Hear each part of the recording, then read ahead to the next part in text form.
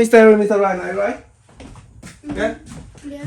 Okay, so we talk about the gene, right? The human body gene. This is to determine like the color of your hair, right? The height. Black. Yeah, something like that. The color of your eyes. Brown. There are only 4 types of gene. A, C, G, T, right? Do you still remember? No. A pair with the C. No, A, T, O. A pair with T, right? C pairs with G. Yes. Okay. Because C looks like G and A looks like T. A, T, C, G, yeah. So look, it comes with these pairs, DNA. Blood. Yeah, your DNA. A, B, So A, it's B, it's F, like O. two, a pair. So if this is A and then it pairs with T, and if this is T, this pairs with A. So if this is C, pairs with G. If this is G, pair with C. Okay. So what's the advantage of these pairs? Can you think of one advantage? If we know if this is G, and then we definitely know the other side is C. Yeah, if you have one, like, if you have a hole, and you still have one side, you can still know. You can say G pairs with C, and so the other side must be C. Yeah. So look, if this is broken here, so we know we can repair it. Yeah. So your human body, DNA, knows how to repair itself if one of it is broken, right? So it's robust. Does it make sense? You can figure out on the other side, okay? Yeah, that's DNA. Okay, I'm not an expert on this biology, just some quick knowledge. Okay, so we're given a gene type like A, C, C, G, G, T, T, okay? Size of A. This is one gene type, okay? And this is the star. We call a mutation. What's mutation? Goes around. Mutation, what's this word, mutation? Immutable, what's immutable? Can change, right? What's mutable? Change. Okay, so mutation means... Can change. Yeah, mutation is that if we can change one gene to the other, for example, any, you can pick any, right? If C, pick this one and change it to some other type, like G. So this is called one mutation of the original gene, okay? So each step we can apply one mutation, and then we want to find out the minimum step to the target destination mutation. For example, like the end. The end is AACG GGTT. Okay. So from here, from start to the end, how many mutations do we need? AACCGGTT to AACGGTT. From start to the end, how many mutations do we need? One, because we just pick this gene and change it to G. Okay. And how about the end is T here? How many mutations do we need? AACCGGTT to AACGGTT. Two, yes, because we change this to G and change this to T. Okay, so another requirement is that we can only apply mutation if this mutation is in a bank. So it's in a list of the allowed gene type. Okay, it's a list. Okay, and then we want to find out the minimum number of mutation from start to the end, and the mutation needs to be in the bank. Okay, so any idea how do we solve this problem? What kind of? What if if the start has 8 letters and the end has only 7? How about breakfast? That's a good. Yeah, we're done. Okay, one at a time. Okay, that's a very good point. Yes, the size of the start and end is the same, and the mutation is the same. So yeah, if it's different sizes, there's no way. You just return, infinity. Okay, size of the gene is fixed. And you said breadth search. What's the good thing about breadth search? We want to find out the minimum number. Minimum number of moves. We want to find out the shortest distance, right? The breadth search is good if we want to find out the shortest path in an unweighted graph, right? Remember, in an unweighted graph, one mutation costs 1, alright? So it's unweighted. So we can visualize this as a graph problem. So each one is a gene, right? So for example, this star. And then the edge is a mutation. This is a mutation, right? Mutation. To another gene, to another mutation gene. And then we can apply this. And until we find And here we find what? If this is n here, if this is the target we are looking for, the distance is the shortest, right? Because when we apply the breadth search, we can guarantee we have the shortest distance. It's the shortest to the root, as long as the graph is unweighted. Make sense? Breadth search, yeah? Yeah, Is depth search okay? Put it here. not really.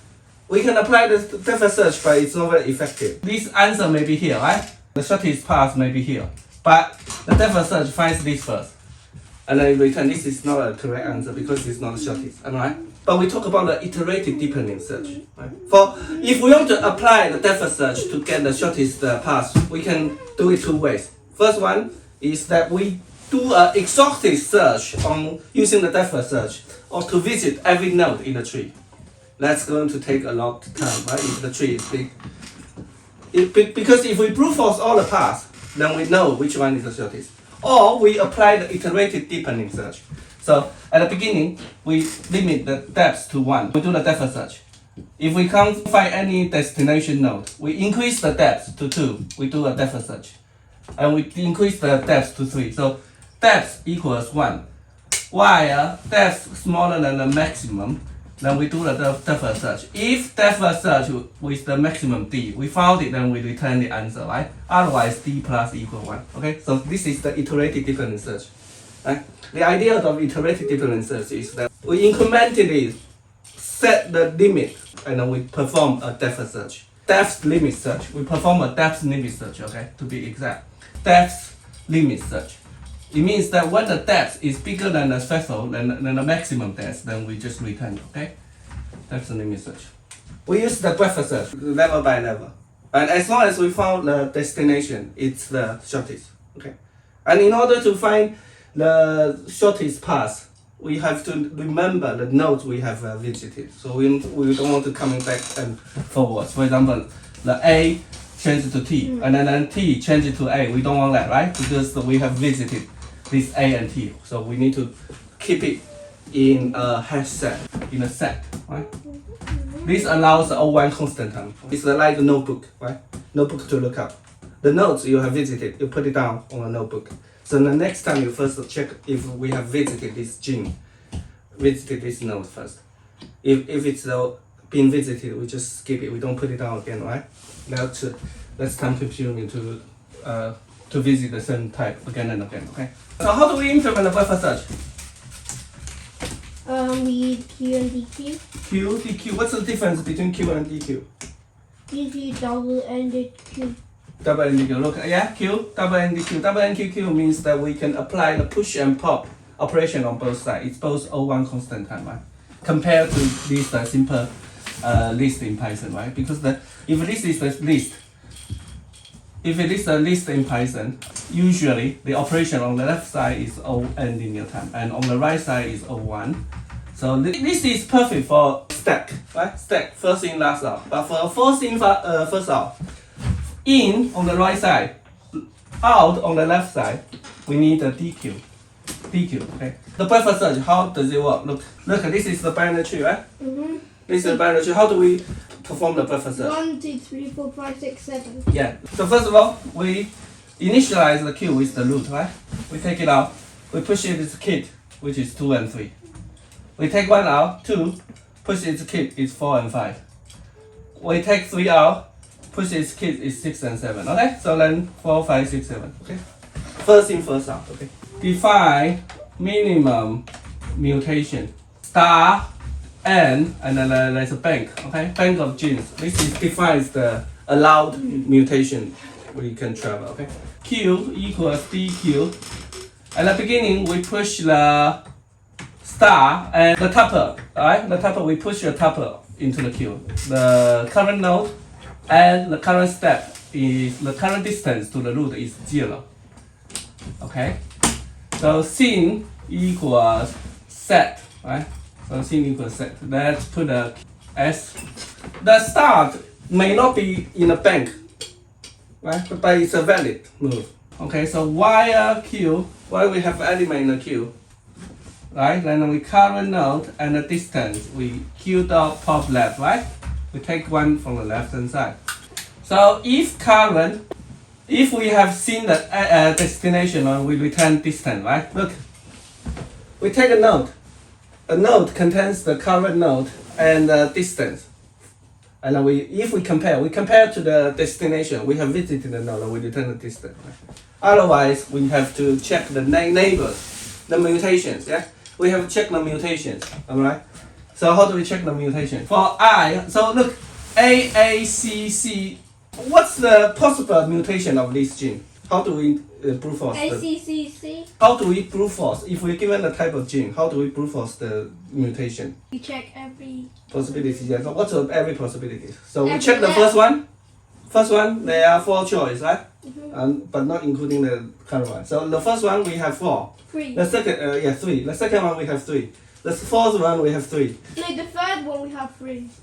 Or every gene has 3 more types, alright? Yeah, but you said the Okay. first one has 3, the second one has 3, the fourth one has 4. Okay, the fourth one has 3. Okay, because look, A, I could replace But you A with CGT. And Right? also I could you have said this the A fourth CGT. one. Yeah, but you said the fourth one has 4, and Okay, you okay. said the fourth one is the third one. You know what I mean? Yeah, Yeah. but you can do nothing.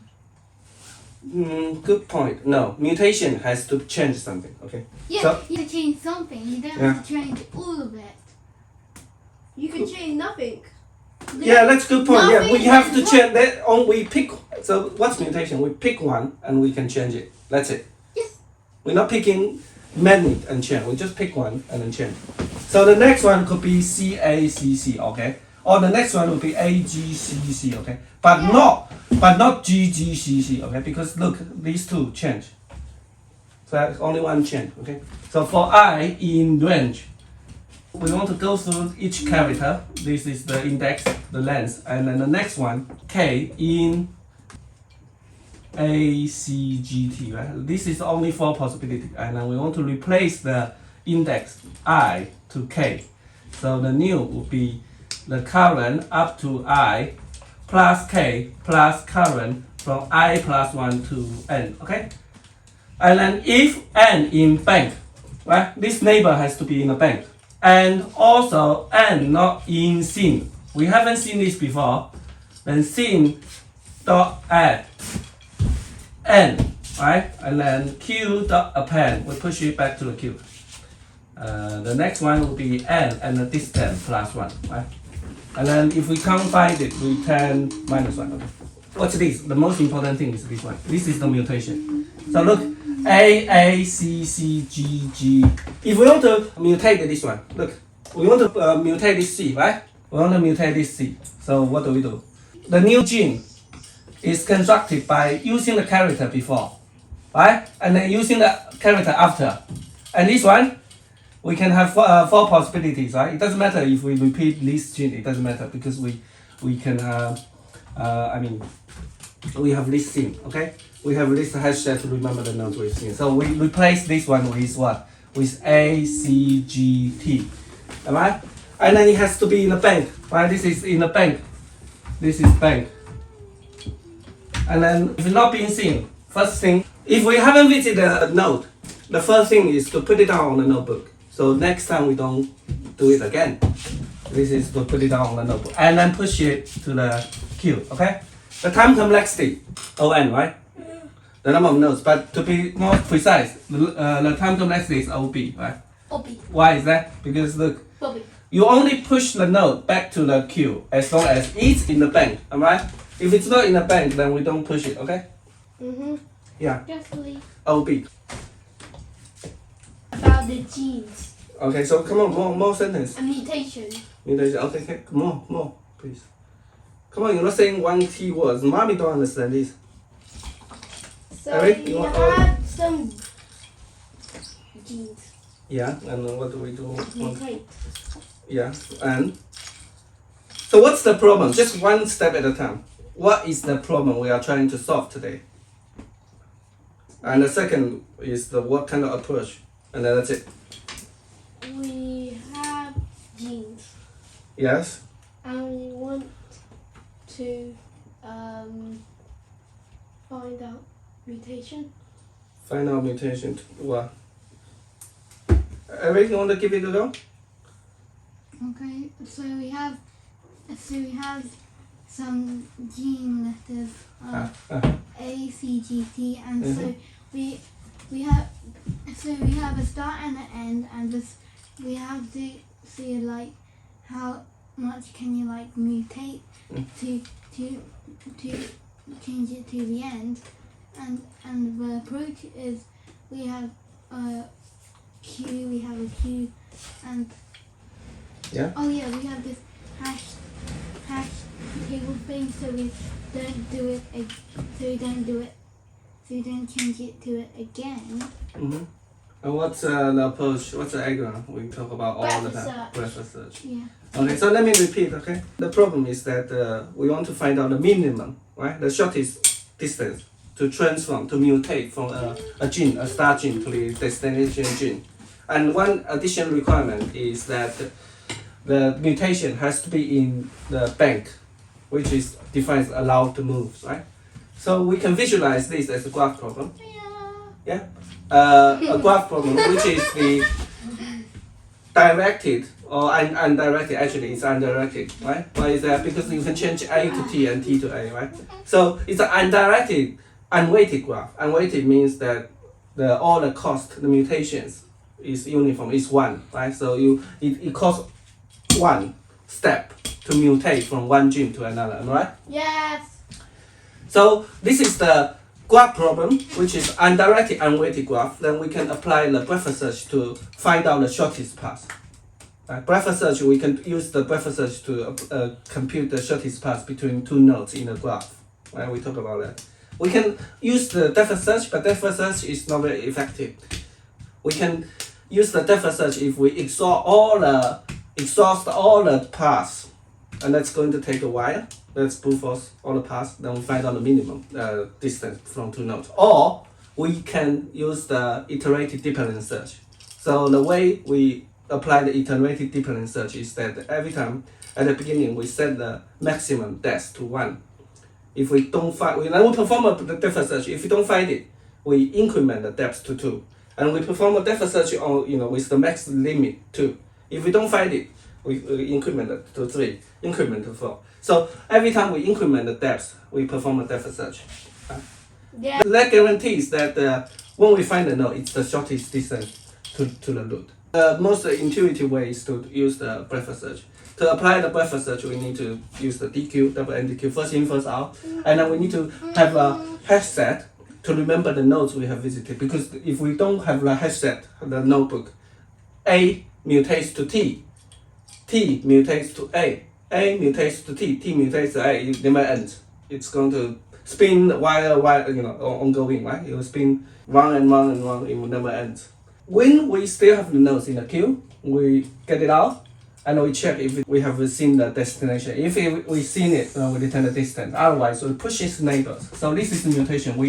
Each mutation is where we can pick any single gene in the gene string, index I, and then we can brute force all other types, ACGT, right? This is ACGT. And then we check if not in the bank and not in the sim. Okay, so but here we can make a slight optimization is that if this n could be the same as the current, right? As you said, if we do nothing, is that a mutation?